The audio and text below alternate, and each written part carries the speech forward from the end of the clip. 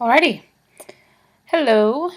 This feels super awkward to be talking to my computer right now, but anyway, I'm just gonna close my face out of here. So, the first thing that I found really interesting is how different a lot of kids in other countries are, but how similar they are to us as well. For example, for a difference, the girl from Afghanistan saying, "After school, I like playing on the computer, or I would if I had one." I just thought that was astounding because a computer is something we take for granted a lot in this society. Like, I don't know anyone that doesn't have a computer. And so the idea of not having access to something like that just seems inconceivable, really. I don't know what I would do without mine.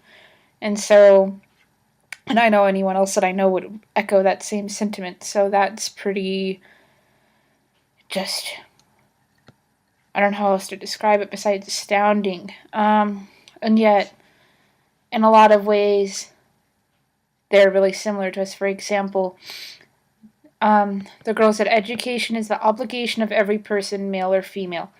That was, I believe, the teacher of the girl from Afghanistan who said that.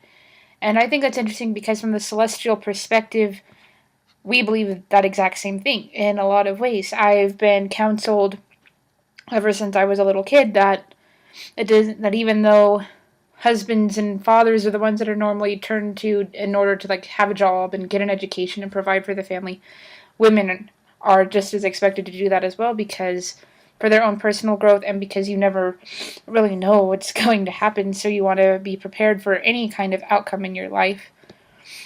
um, then another difference is that I can't imagine going to school and having to get your purse checked for bombs, or feeling like you could be the victim of a poison gas attack, or like the story I read, I don't even remember now, like maybe a couple of months ago, about a little girl about, I want to say 9 years old in Afghanistan that was shot in the face by a member of the Taliban for going to school. I mean, that in a world or in a country where women are beginning to outpace men in educational gain, that's just, I don't know. I don't want to say barbaric because that seems judgmental, but it's just crazy. It breaks my heart really. Let's see. But I did like that in her school that she was taught the religious and Islamic values that included rights for women, that didn't teach principles of inferiority or servitude in women, but taught them that they had rights too, that they had a place in society, and that they were just as important. Another thing that I found interesting, and I wonder if this is implemented in some form in the United States. I did some research and there are some parallels, I suppose, is in 2003, Brazil, sorry, Brazil began offering stipends for women, for poor women whose children stayed in school. And although we don't have anything exactly like that here, we do have things such as financial aid or living different stuff like supplemental income things for women who go to school themselves. I wonder though what kind of effect it would have if we implemented a policy like that in America, where when low income women's children stayed in school they received a stipend as well, because I can see both the benefits and the detriments to a system like that. um, I don't want to go too into specifics just for risk of involuntarily offending anyone, but I just I can see the drawbacks and the benefits. Let's see. Just